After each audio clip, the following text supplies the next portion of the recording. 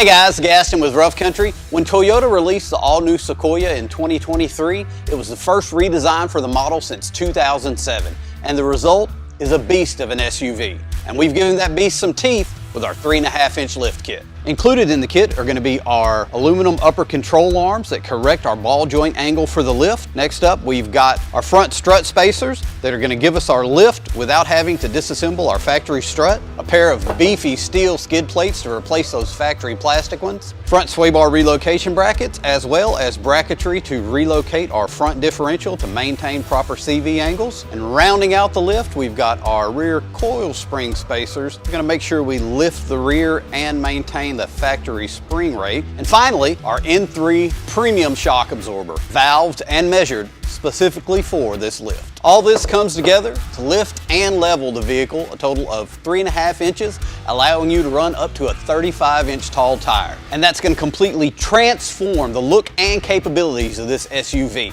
both on-road and off. So when you're ready to have your Sequoia rise above the crowd, check out our 3.5-inch lift kit, available today at roughcountry.com.